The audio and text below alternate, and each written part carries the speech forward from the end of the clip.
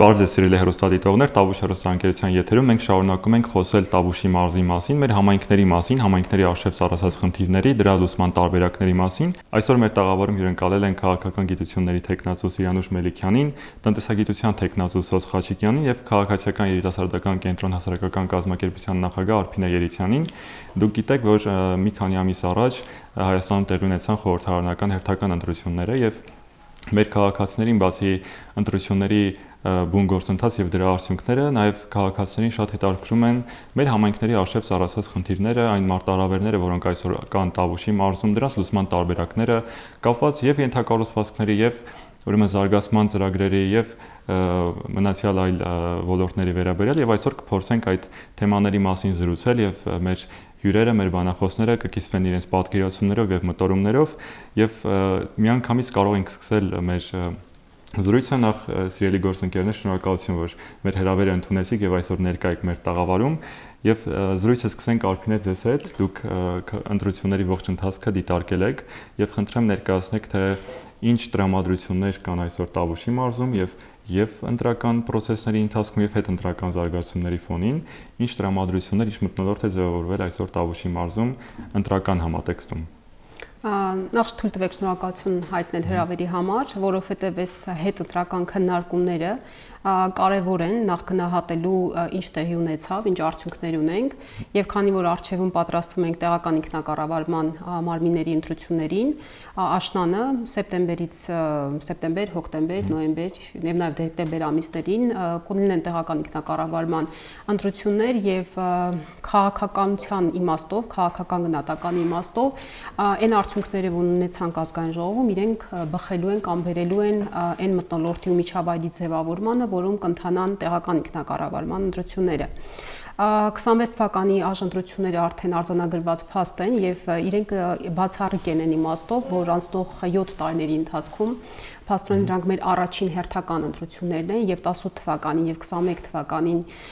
տեղի ունեցած աժընտրությունները դրանք արձագանք էին Հայաստանում տեղի ունեցող քաղաքական զարգացումներին, գործընթացներին, մի դեպքում հեղափոխությամբ պայմանավորված զարգացումներն են 21 թվականին պատերազմի ավարտ եւ օրվա իշխանությունների նկատմամբ հանրության կողմից ներկայացված լեգիտիմության այսպես հարցադրումը կար։ 26 թվականի ընտրությունները այդ առումով կարևոր էին բավականին եւ նաեւ քաղաքական գործընթացների առողջացման ընթացակարգերի այսպես ավելի սահուն եւ լավ մշակվածների տեսանկյունից կարևոր են։ Մյուս բանը, որ բացառիկ էր այս ընտրությունների համար, դա քաղաքական դաշտի թեժությունն էր եւ մեծ հետաքրքրությունը թվով 10 սկզբում 19 ունեցանք 1 ինքնաբացարկ, 18 քաղաքական ուժեր քաղաքական հայտ են ներկայացրել, բայց պետք է մատնանշեմ, որ չնայած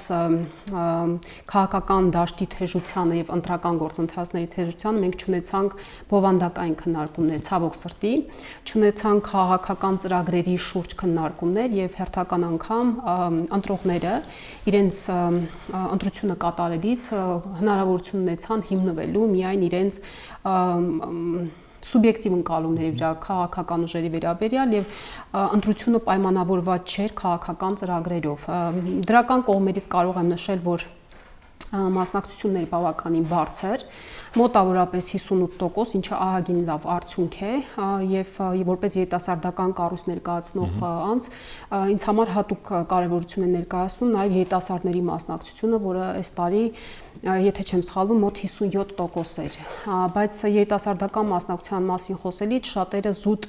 ընտրատեղամաս գնալու եւ իրենց ընտրական իրավունքը իրացնելու համատեքստում են մասնակցությունը դիտարկում, բայց շատ ավելի կարեւոր է գնահատել, թե երիտասարդական մասնակցությունը մի քանի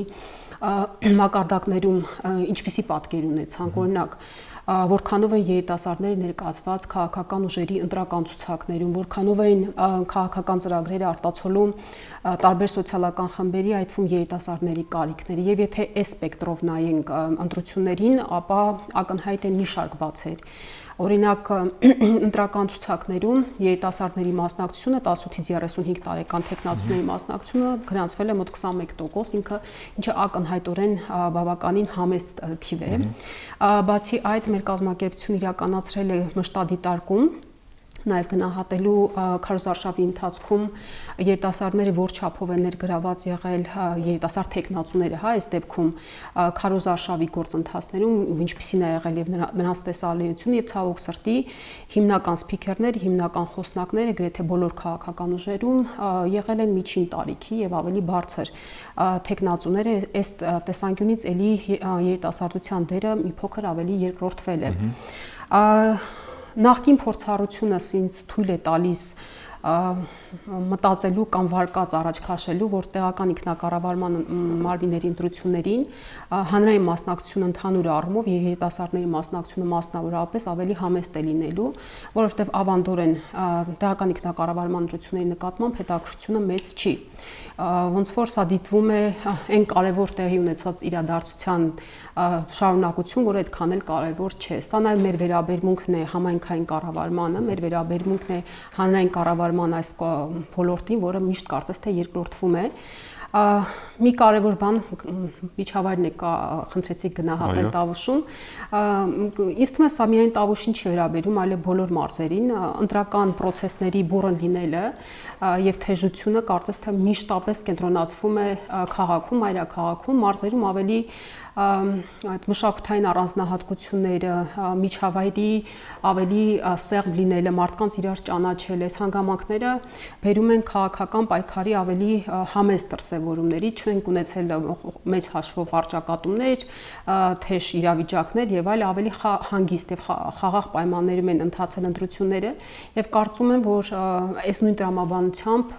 նույն պատկերի կրկնություն կունենանք նաեւ տեղական ինքնակառավարման ընտրությունների։ Շնորհակալություն շատ ձեր դիտարկումներով կիսվելու համար։ Մենք Տավուշի մարզում ունեցանք մասնակցության այնպիսի ցուցանիշ, որը հանրապետությունում երրորդն էր։ Սա նաև խոսում է այն մասին, որ այն բացատրական իրազեկման աշխատանքները, որ իրականացվել են, նաև մեր կողմից մի փոքր արդյունք են տվել, հուսանք նաև այդ ամենը կարտացվի տեղական ինքնակառավարման մարմինների ընտրություններին։ Իսկ դուք ինչ եք կարծում, տեսեք հիմա ընտրություններին մասնակից ուժերը 19-ն էին, հետո դարձան 18։ Մեր բնակիչները ամենօրյա կերպով այդ քարոզարշավի օրերին լսում էին տարբեր ծրագրեր, տարբեր պատմություններ, բայց արդեն մի շաբաթվա վերջում իրանք մոռանում են շաբաթվա սկզբում լսած ծրագիրը կամ խոստումը, եւ որտեվ շատ էր ասելիքը, շատ էր այդ ամեն ինչը, որ տեղի ունեցավ, այս առումով ինչ միտումներ կան, որ միգուցե կրկնվեն նաև թիմ ընտրությունների պայմաններում եւ պետք է ուշադիր լինենք, զգոն լինենք այս համատեքստում։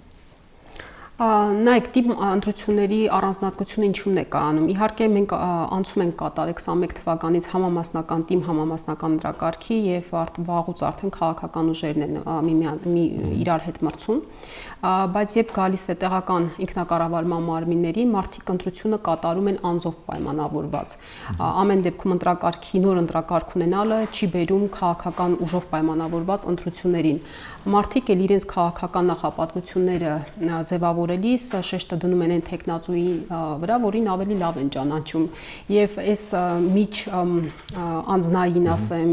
մշակութային առանձնահատկությամբ պայմանավորված կրկին անգամ երկրորդվում են քաղաքական ծրագրերը։ Մարդիկ ընտրում են տեխնացուին ոչ թե նրա համար, որ տեխնացուն լավագույն համայնքի զարգացման ծրագիրն է օրակարգ բերում, այլ որովհետեւ ենթադրենք ամենալավագույնն են ճանաչում տվյալ տեխնացուին, ավելի երկար ժամանակ են ճանաչում։ Եթե ազգային ժողովի ընտրությունների ժամանակ մի փոքր հույս կար քաղաքական ծրագրերի վրա հիմնված քաղաքական ընտրության,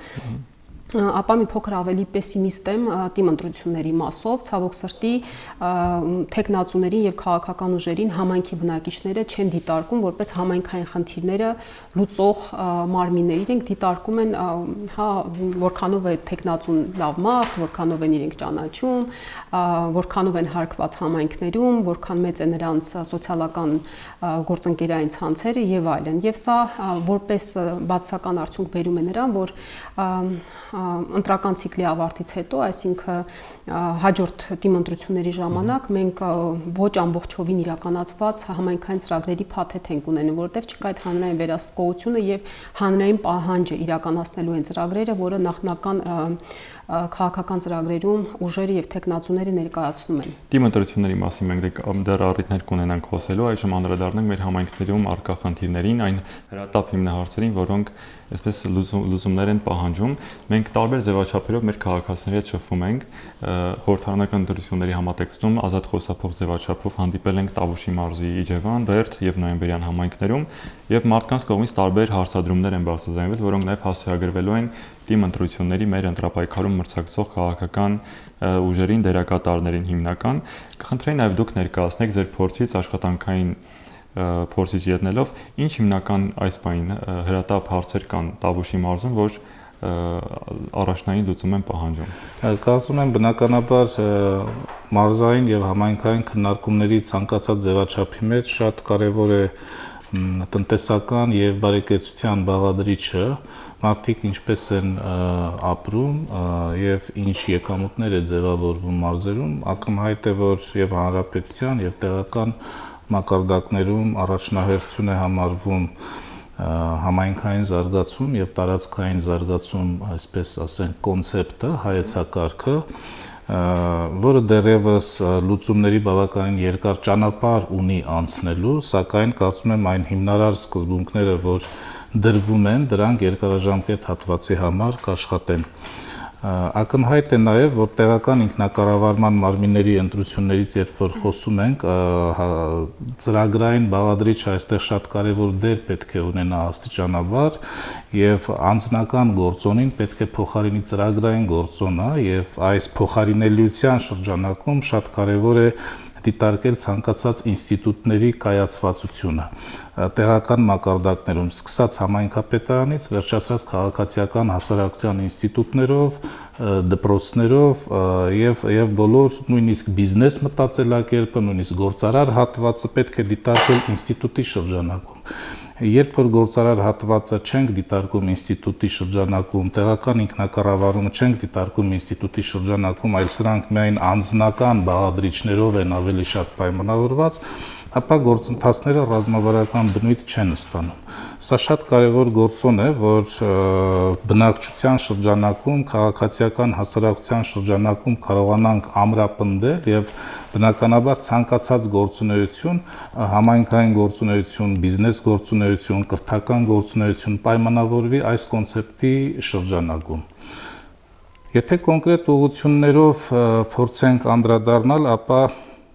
այսպիսի մտահոգություն կա, որ երբ որ ասում ենք մարզ կամ համայնք եւ դրա հետ փորձում ենք կապել բարեկեցությունը, այսպես առաջին պլանում մարդկանց գիտակցության մեջ գյուղատնտեսությունն է։ Ես կարծում եմ, որ դա այո, շատ կարևոր բաղադրիչ է, սակայն այժմյան շատ լուրջ փոփոխությունների փուլում գյուղատնտեսությունը նույնպես պետք է փոխկապակցված լինի նորարարության հետ, տեխնոլոգիաների հետ, կրթության հետ, գիտության հետ։ Եթե այս փոխկապակցվածությունը չկա եւ փորձենք հենվել միայն գյուղատնտեսական բաղադրիչի, գյուղացում դիտարկենք հողի հետ միայն փոխկապված, այլ ոչ թե տեխնոլոգիայի հետ, գյուղացում դիտարկենք միայն ապրանք արտադրող, ոչ թե նաև սպառող, տեխնոլոգիա սպառող, կրթություն սպառող, ապա այս կոնցեպտը ցանկացած ձևաչափում պետության թե համայնքային ձևաչափում ճիշտ չի աշխատի եւ արդյունավետ ներդրումներ, այսպես ասենք, չի ստեղծի, չի ձևավորվի, վերջնական արդյունք չի ձևավորվի։ Ես կարծում եմ, որ զբոսաշրջությունը, գյուղատնտեսությունը, որոնք որ շատ հարուստ ռեսուրսներ են մեր մարզերի համայնքների համար, այո, շատ կարևոր են, բայց այս ռեսուրսներին պետք է կարողանանք ամրակցել տեխնոլոգիաները, նորարարությունը, կրթությունը եւ միջազգայնացումը, համայնքային մակարդակի միջազգայնացումը եւ այո, այս կոնցեպտի իրականացման դեպքում արդեն հնարավոր կլինի բնականաբար խոսել համայնքային զարգացման եւ տեղական բարեկեցության մասին։ Շնորհակալ եմ շատ հրավերի համար, չափազանց կարևոր է Տավուշին առնչվող ցանկացած քննարկում ու խնդրի վերհանում։ Առհասարակ ես մի քիչ շատ ավելի խնդիրները թիրախայնացնեմ ու կենտրոնացնեմ հենց Տավուշի մարզի վրա, փորձելով երկրորդել իմ գործընկերներին։ Առհասարակ երկրի հյուսիսը ինքը միշտ ունենում է կարևոր ռազմավարական նշանակություն։ Ու այս ամենով Տավուշի մարզը իր ամեն ինչով բացառիկ է, թե ենթակառուցվածքների, թե այսպես ասած որպես պետության քաղաքակրթական սահման, թե էներգետիկ ռեսուրսների, թե ջրային ռեսուրսների, թե բնության ծածկույթի ու թե մարդկանց կենսակերպի տարբերության առումով։ Ու այս առումով ուզում եմ նշեմ, որ մենք ունենք մի շարք խնդիրներ, որոնց հետ եթե չառերեսվենք, դրանց մասին չխոսենք, չբարձրաձայնենք, լուծումներ գտնելը շատ դժվար է լինելու։ Առաջինը դա հենց խնդրակենտրոն հասարակության ձևավորումն է, որովհետև տավուշցիք շատ անտրտունջ են։ Պետք է ամեն օր աշխատել քաղաքացիական գիտակցության բարձրացման վրա, որ խնդրի մասին խոսելն է տանելու լուծման ճանապարհին։ Խնդիրները լուծվում են, եթե ուժ ունես դու դրանք ներկայացնելու, վերհանելու։ Հաջորդ կարևոր խնդիրը, որ իմ համար շատ զգայուն ու շատ կենսական թեմա է, երիտասարդների ներգրավվածության հարցն է։ Երիտասարդներին պետք է ներգրավել տավուշում որոշումների կայացման գործընթացին։ Ու ցանկացած երիտասարդ, ով լավ կրթություն է ստանում ու վերադառնում է մարզ, իրեն ուղղակի պետք է ձեռքերի վրա փայփայել, որովհետև շատ անցումային հասարակություն, հետխորհրդային իրականություն, Հայաստանի մարզ, մի շարք ստանդարտ խնդիրներ, որոնք առկա են նաև այլ մարզերում ու շատ փոփոխություններ հնարավոր է կենտրոնանալով հենց երիտասարդական ներուժի վրա։ Չափազանց կարևոր է երիտասարդների հաջողության պատմությունների ներկայացումը նաև, որ ինչ որ երիտասարդ եկել է մարզ ու հաջողել է պրակտիկ հողի վրա, առանց ստեղծագործական ու ռոմանտիզացնելու իրավիճակը։ Շատ կարևոր է երիտասարդների հետ տարվող ցանկացած աշխատանք։ Մի կարևոր խնդիր եմ ուզում տավուշում նշել, տավուշցիները միշտ շատ ներդրումներ են անում իրենց մարզում, իրենց համայնքում։ Ես ինքս ծնված օրից եղել եմ դրա ականատեսը Բերդի տարածաշրջանում։ Բայց կա մի խնդիր, իմ շատ սիրելի տավուշցիներ, դուք երբ ներդրումներ եք անում տարբեր ձեր համայնքում, ձեր գյուղում, շատ կարևոր է, որ արդեն ձեր ներդրումը լինի պրակտիկ իրականացրած մոնիտորինգի ինչ-որ խնդրի լուծում, որը կարող է նպաստել մարդկանց կյանքի որակի փոփոխությանը, երեխաների կյանքի որակի փոփոխությանը։ Երբ դու գյուղում քո հայրենի տարածքում ինչ-որ բան ես ներդնում, պետք է հասկանաս ինչքանով դա կնպաստի երեխաների կյանքի որակի, երիտասարդ ընտանիքների, հասարակությունը մի քայլով ավել դեպի լավը դարձնելու։ Շատ կարևոր է, որ ներդրումները, որոնք արվում են տավուշում, ծառայեն իրենց նպատակին ու նպաստեն մարդկանց կյանքի որակը մեկ քայլով դեպի ավելի լավը տանելու, դեպի ավելի որակապես բարձրացնելու։ Ու ընդհանուր առմամբ ուզում եմ նշեմ, որ տավուշը այո հնարավորությունների մարզ է, փաստացի իր թե աշխարհագրական, թե մարդկային պոտենցիալով, ով մի քիչ ներսից տավուշի մարդկանց պոտենցիալի այդ բջիջներին առնչվել է, վստահ եմ կփաստի դա։ Ուղղակի աշխարհում երկու կարևորագույն ճգնաժամ կա՝ կառավարման ու վստահության։ Դու ստեղ ունենք խնդիրների ու առաջնահերթությունների ճիշտ դասավորման հարց։ Շնորհակալություն ձեր արժեքավոր մտքերով կիսվելու համար։ Միանգամից ձեր խոսքից մենք կամրջենք մեր երկրորդ հարցադրումը մեր քննարկման։ Տեսեք, մասնակցության վերաբերյալ խոսեցիք եւ ընտրությունների մասին խոսեցինք, որ մասնակցությունը այս տարի բարձր է եղել։ Ինչ կարող ենք անել մենք որպես պետություն, որպես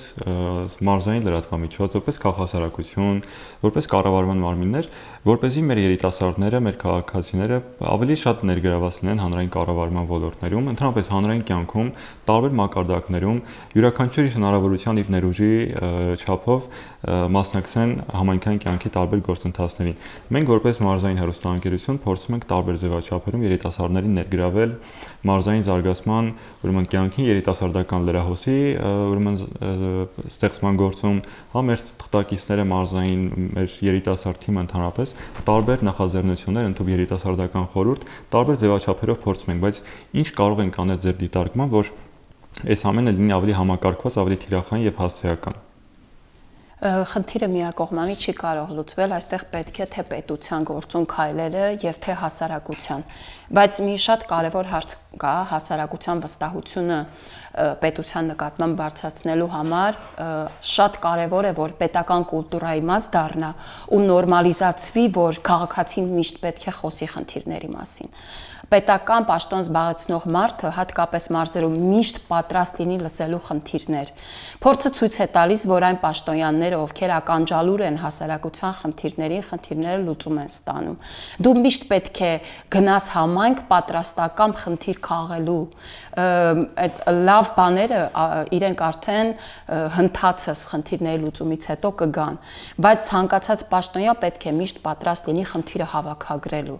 խնդիրները քաղելու։ հենց խնդրակենտրոն հասարակությունից մենք մենակ կարող ենք անցում կատարել մարդակենտրոն տավուշ ունենալու։ Պետք է խոսենք, որպեսզի հնարավոր լինի գտնել լուծման ճանապարհները։ Այս առումով մենք միշտ մեր երիտասարդներին հիշեցնում ենք, որ ցանկացած խնդիր, որ առկա է ձեր թաղամասում, ձեր համայնքում, ամենալավը դուք կարող եք բարձրաձայնել, որտեղ ամեն օր դուք եք բախվում այդ խնդրին։ Եվ այս առումով կարծում ենք էլի տեղին է հիշեցնելը, որ սիրելի երիտասարդներ մանավանդ այն խնդիրները, որ կան ձեր բնակավայրերում, ձեր թաղամասում նույնիսկ, դուք պիտի առաջինը բարձրաձայնեք, որովհետև դրա կրողն եք, դրան ամեն օր բախվողը հենց առաջին հերթին դուք եք։ Ցանկացած ընտրություն ձևավորվում է որոշակի սպասելիքներ։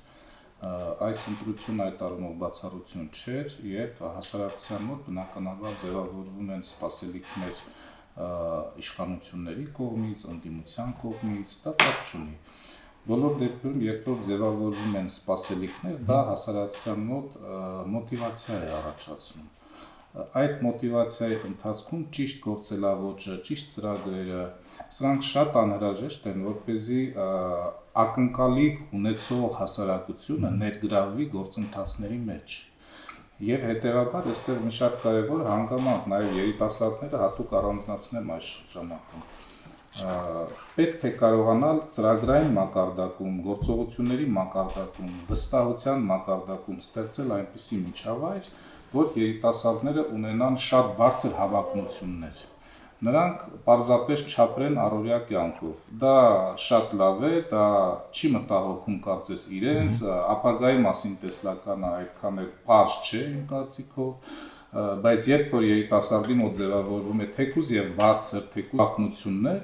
ապա այս շրջանակում օգտագործելով նաև այն մոտիվացիոն ներուժը, որ հասարակությունը ունի ընտրությունների սպասումներով, հասարակությունը ունի ապագայի սպասումներով, սա լրացուցիչ այսպես ուժ է հաղորդում եւ ես կարծում եմ, որ այո, հավակնություններ ձևավորելով հատկապես երիտասարդության մոտ, այս հավակնություններին ուղղորդելով որոշակի չափով,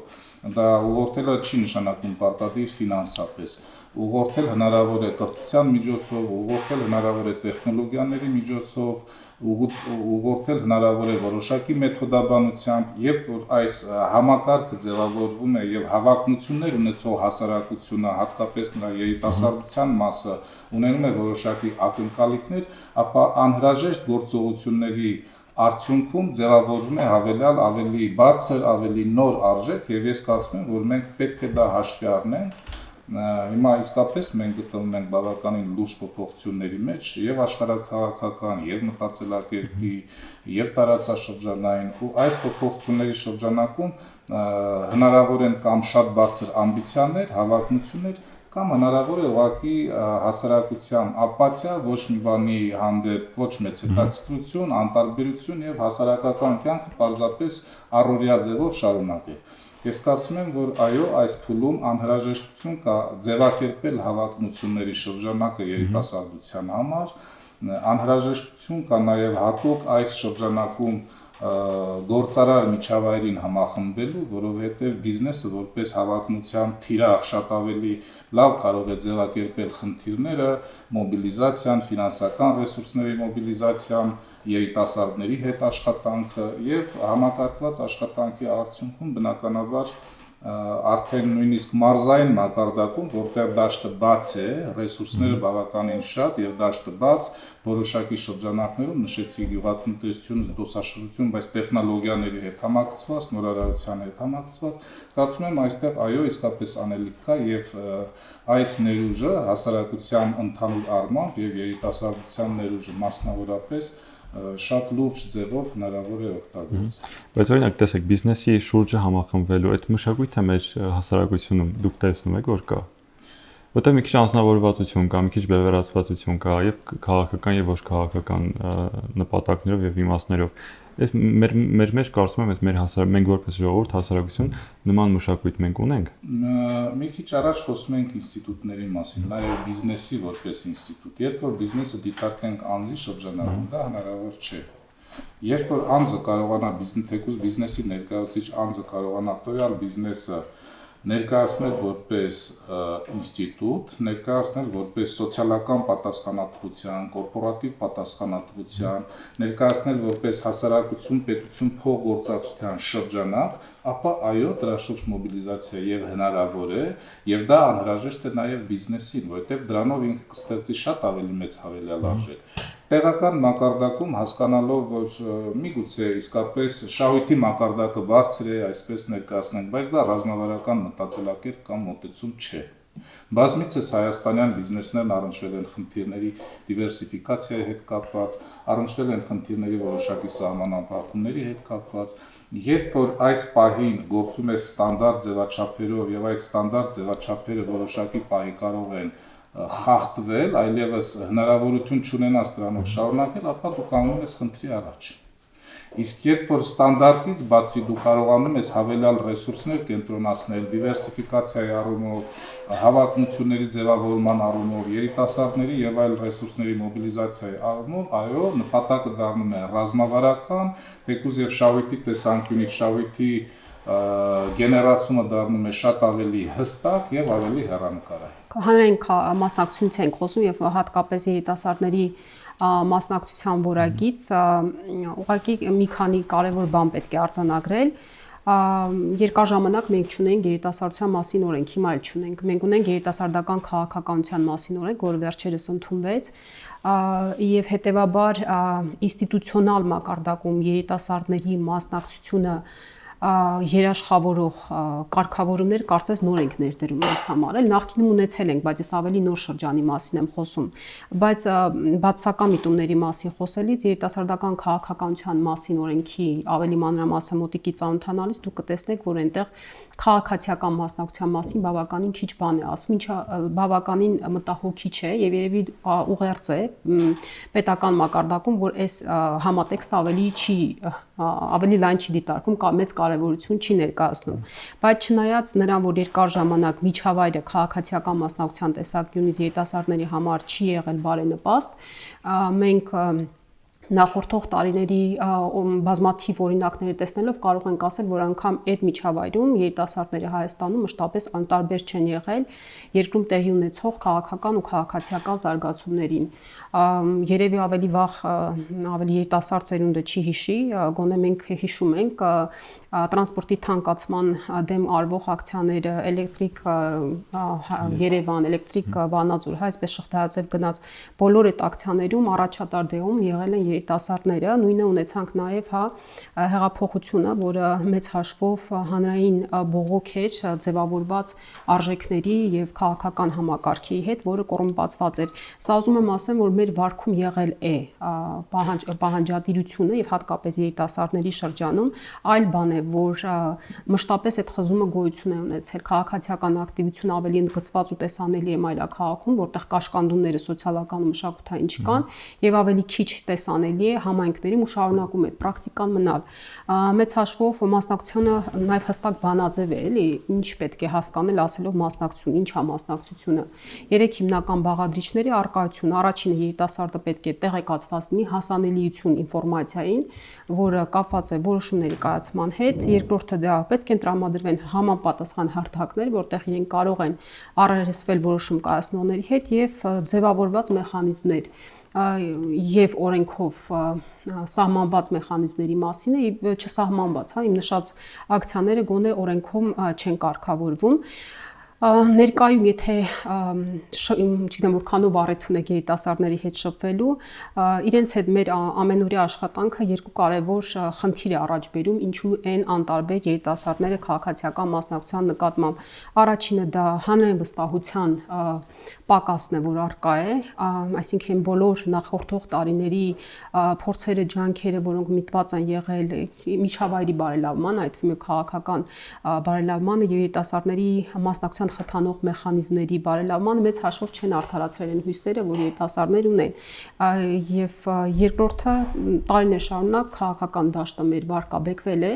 եւ երիտասարդները չեն ցանկանում մաս կազմել այդ վարկաբեկված միջավայրի եւ հետեւաբար քաղաքականությունը ինչ որ դիտարկում է դեմոնիզացված մի բան է, էլի որ չկա ցանկություն, ենթադրենք թիմ ընտրություններ, ես միշտ խրախուսում եմ երիտասարդներին գնալ, մասնակցել, առաջադրվել որպես տեխնացու, նույնիսկ կուսակցական ցանկերում, որտեղ կա հնարավորություն թեկուզ անկուսակցական մանդատով լինել տեղական ինքնակառավարման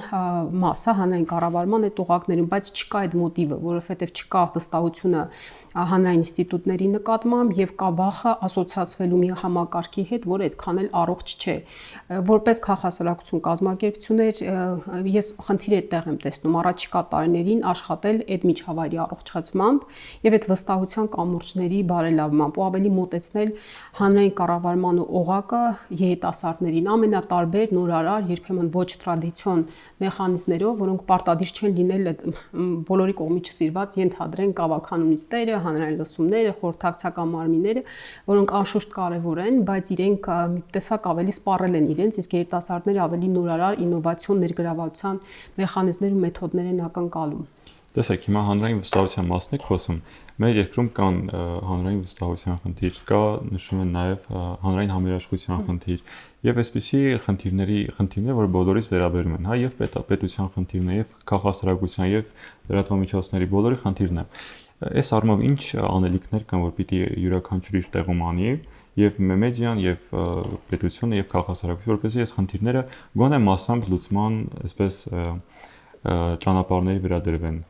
Ես շատ կարճ ռեպլիկա անեմ ճիշտ ասած սրան, ոչ թե յուրաքանչյուր ինչ պիտի իր տեղում անի, կարծում եմ սա է սխալ եղել, այլ ինչ պետք է մենք անենք իրար հետ։ Այս համագործակցությունն է շատ կարևոր եւ համագործակցության պակասն է բերում խնդիրների խորացմանը, որտեղ ամեն մեկը իր տեղում, ամեն կառույց ինստիտուտ իր տեղում իհարկե լիքը բանանում է, բայց արդյունքները այնքան խոստումնալից ու մեծ չեն, ինչպիսիք կարող են լինել, եթե լիներ ավելի ինտենսիվ այդ համագործակցությունը եւ երկխոսությունը պլատֆորմների, ինստիտուտների միջև։ Առաջիկա տարիներին կարծում եմ նաեւ դա պետք է թիրախավորել եւ նպատակ դնել, այնպես անել, որ ամեն մեկս չկենտրոնանա մեր կազմակերպության արժեվ դրած խնդիրների ու նպատակների վրա, այլ փորձենք սահմանել ընդհանուր խնդիրներ ու նպատակներ եւ ընդհանուր շահի փորձել միասին առաջ շարժվել։ Հա, փորձը ցույց է տալիս, որ մենք յուրաքանչյուրս մեր տեղում մեր գործը արել ենք, բայց լիքը խնդիրներ մնացել են անլուծելի, ու այստեղ շատ կարևոր է նաեւ հաղորդակցության պակասը, կոմունիկացիայի պակասը։ Շատ բաներ մնում են անլուծելի կամ մենք շատ բաների մնում ենք անհաղորդ կամ կիսատ, որովհետեւ բացակայում է նորմալ կոմունիկացիան, հաղորդակցությունը միմյանց հետ։ Ինձ թվում է Տավուշում կենցաղային մակարդակում մարդկանց նետվորքը շատ ուժեղ է։ Դա կախված է երևի աշխարհագրական տարածքից, որ մենք միշտ ունեցել ենք անվտանգային խնդիր, մեր անվտանգությունը հատկապես սահմանամերձ գյուղերում կապված է եղել քո կողքի հարևանից, կողքի գյուղի ժողովրդից։ Տավուշում կենցաղային նետվորքը շատ ուժեղ է։ Ու այս ամեն ինչը պետք է տեղափոխել ավելի պետություն, հասարակություն, թիմ, քաղաքացի, կոմունիկացիայի, քաղաքասարակություն, երիտասարդություն։ Պետք է բանկը, կոմունիկացիայի բանկը ավելի ուժեղացնել։ Ես համաձայն եմ գործընկերների հետ եւ այստեղ իսկապես պետք է փորձել ներդնել հանրային կառավարման այնպիսի մոդել, որտեղ եւ հաղորդակցությունը եւ կառավարման բոլոր մակարդակները լինեն իսկապես իրենց ոլորտին տեղյակ, ոլորտի խնդիրների եւ այլ անելիքների մասին տեղյակ եւ կարողանան դրանք այստեղ հաղորդակցությունը ես դիտարկում եմ ավելի շատ ռեսուրսները համախմբելու տեսանկյունից եւ այո դրա անհրաժեշտությունը մենք ունենք։ Երբ որ հանրային կառավարման մոդելի շրջանակում պետական կառավարումը, հասարակական կազմակերպությունները, բիզնես մտածելակերպը առանձին վերցրած կարողանում են իրենց արժեվ դրած խնդիրները լուծել, սակայն դրանք այսպես ընդհանուր վեկտոր չեն դառնում կամ այնքան էլ լավ վեկտոր չեն դառնում պետության ռազմավարության շրջանակում, դա նշանակում է մենք ունենք համակարգման խնդիր։ Համակարգման շրջանակում այո կան անելիքներ, ես իմ որքանով որ կարողացել եմ նկատել որպես փորձագետ, որպես տնտեսագետ, տեսեք, բավականին շատ լուծումներ մենք ունենք բարձրագույն մակարդակում, հայեցակարգային մակարդակում, սակայն տեղերում դրանց իմպլեմենտացիան, դրանց իրականացումը այնքան էլ հաջող չի ստացվում։ Կարող ենք պատճառ բերել համակարգումը, կարող ենք պատճառ բերել մասնագիտական ներուժը, ֆինանսական ռեսուրսների թերությունը, բայց բոլոր դեպքերում այն հայեցակարգային մոտեցումները, որ կարողանում ենք մշակել, այն ռազմավարական ուղղությունները, որ ունենք, դրանք հնարավոր չէ իրականացնել առանց տեղական մակարդակների։ Եվ տեղական մակարդակների ուժեղացումը այս շրջանակում, տեղական մակարդակ ասելով, տվյալ դեպքում ի նկատի չունեմ միայն տեղական ինքնակառավարման մարմինները, տեղական մակարդակի բիզնեսները, հասարակական կազմակերպությունները, բոլոր կառույցները, այստեղ իսկապես կա համակարգման խնդիր, ես համարում եմ, որ այդ խնդիրը դեռևս կա, եւ այդ խնդրի շրջանակում իհարկե ուղղակի փոխգործակցության մոդելների ստեղծումը, հաղորդակցության նոր մոդելների ստեղծումը սրանք անհրաժեշտ են։ Մի առումով հնարավոր է ձախողվի, բայց բոլոր դեպքերում ես կարծում եմ, որ այո, հաղորդակցության առումով, հանրային կառավարման առումով, տեղական դերակատարների ուժեղացման առումով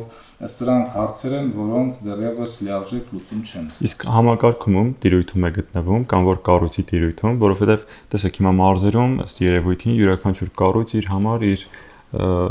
sense կենցաղային լեզվով ասած իր աչքը քաշած իր գործը անում է չմտածելով այլ խնդիրների, այլ նպատակների մասին։ Ում տիրույթում է բոլորին միասին համախմբելու, համակարգելու եւ այն համընդհանուր նպատակների կյանքի կոչմանը մղելու պատասխանատու գործը։ Ես հարցը կձևակերպեի այսպես, ոչ թե ում տիրույթում է, այլ ինչպես անենք, որ համակարգի, որովհետև ում տիրույթումը հնարավոր է որևէ կառույցի տիրույթում է, բայց այդ կառույցը չկարողանա։ Եվ դա չի նշանակում, որ եթե այդ կառույցը չկարողացավ, դրա լուծումը չկա։ Դա նշանակում է, որ պետության կառավարման մոդելի փոփոխություն մենք իրոք կարող ենք ունենալ որոշակի առումով։ Տեսեք, օրինակ, ինչպիսի կառավարման մոդել այժմ ունենք տեղական ինքնակառավարում եւ պետական կառավարում, միջանկյալ օղակներում որպես տարածքային կառավարում եւ այլ, այսպիսի կառավարման հետ կապված խնդիրները, եթե միայն մնում են տեղական կամ ազգային մակարդակներում եւ դրանք աստիճանաբար չեն փոխկապակցվում միջազգային շրջանակում, միջազգային օրակարգի հետ, թեկուզ տեղական իշխանությունները, տեղական հասարակական կառույցները պետք է ընդհանուր տրամաբանության մեջ աշխատեն, ընդհանուր օրակարգի մեջ աշխատեն, որքանով է դա ստացվում, դա այլ հարց է։ Մենք երբ որ ընդունում ենք, տեսեք, բարձ օրինակ, ենթադրենք Հայաստանում աշնանը պետք է տեղի ունենա կենսաբազմազանության համաժողով, դա բավականին լուրջ միջազգային համաժողով է։ Որքանով է հիմա ստացվում տեղական մակարդակի դերակատարներին փոխկապակցել այդ գործընթացների հետ։ Հիմա որքանով հնարավոր է համադրել տեղական դերակատարների մասնակցությունը այդ խոշոր միջոցառմանը, որը կազմակերպվում է Հայաստանում, սա հարց է։ Հիմա պետությունն է մեղավոր, իշխանություններն են մեղավոր, տեղական դերակատարներն են մեղավոր, երբ որ փորձենք գտնել մեղավորները, խնդիրը չի լուծվի։ Խնդիրը հետևյալն է՝ ինքնագիտակցությամբ, քաղաքացիական գիտակցությամբ, քաղաքացիական կրթության շրջանակում, պետության կոնցեպտի շրջանակում փորձենք յուրաքանչյուրս մեր ձևաչափով մասնակցենք։ Ես ընդամենը մեկ օրինակ եմ բերում, այս նույնը վերաբերում է բիզնեսին, նույնը վերաբերում է նաև մշակութային բոլոր ոլորտներին։ Եվ այո, այստեղ միջազգայնացման խնդիր ունենք, այստեղ ընդհանուր օրակարգի, ընդհանուր ձևաչափի, ընդհանուր տրամաբանության մեջ ներդաշնակեցվելու խնդիր ունենք։ Օրինակ, Տավուշի մարզում հիմա գործում է հայ-ֆրանսիական համագործակցության մոդել, որը ագրոզբոսաշրջության շրջանակում է եւ որոշակի առումով փորձ է կատարվում ֆրանսիական ներուժը ներդնել ինչ որ չափով, փորձ է արվում այս շրջանակում հայ-ֆրանսիական համագործակցություն զարգացնել, հասկանալի է, որ դա տեղական մակարդակում իրականացնել փոքր ռեսուրսներով բավականին դժվար է, բայց երբ որ ձևավորվի նմանատիպ մշակույթ, երբ որ այս գործընթացը ոչ թե դիտարկվի որպես ենթադրենք ագրոզբոսաշրջության ցանցի ստեղծում, այլ այնպիսի ցանցի ստեղծում, որը կարող է աշխատել միջազգային գործընկերների հետ, որը կարող է նպաստել համայնքային զարգացմանը, որը կարող է նպաստել նորարարությունների ներգրավմանը, ես կարծում եմ, որ նմանատիպ գործընկերությունը, նմանատիպ մոդելը, տիպային օրինակները պետք է լինեն բազմաթիվ եւ մեկ մարզի շրջանակում եւ հանրապետության բոլոր մարզերում եւ սրանք այո կարող են լինել որպես հեռանկարային մոդելներ։ Շնորհակալություն զրույցի եւ քննարկման համար։ Հարգելի հեռուստադիտողներ, ես հիշեցնեմ, որ Տավուշ հեռուստաընկերության տաղավարում մենք զրուցում էինք քաղաքացիական երիտասարդական կենտրոնի նախագահ Արփինե Երիցյանի, տնտեսագիտության թեկնածու Սոս Խաչիկյանի եւ քաղաքական գիտությունների թեկնածու Սիրանուշ Մելիքյանի հետ մեր քննարկման թեման հետընտրական ժամանակաշրջանում արկա տրամադրություններն էին մեր համայնքներում արկա խնդիրները, երիտասարդության զարգացման, աշխուժացման վերաբերող հարցերը, ինչպես նաև տեղեկացվածության, իրազեկվածության բարձրացման եւ պետության հանդեպ եւ ընդհանրապես հանրային կառույցների հանդեպ վստահության խնդիրները։ Մենք ուրախ կլինենք լսել նաև ձեր դիտարկումներն ու կարծիքը այս թեմայի վերաբերյալ եւ քննարկվող հարցադրումների վերաբերյալ։ Դրանք կարող եք գրել մեզ սոցիալական հարթակներում, ինչպես նաև մեր կայքում, իսկ մենք կհանդիպենք, շարունակեք հետևել Տավուշ հեռուստաընկերությանը։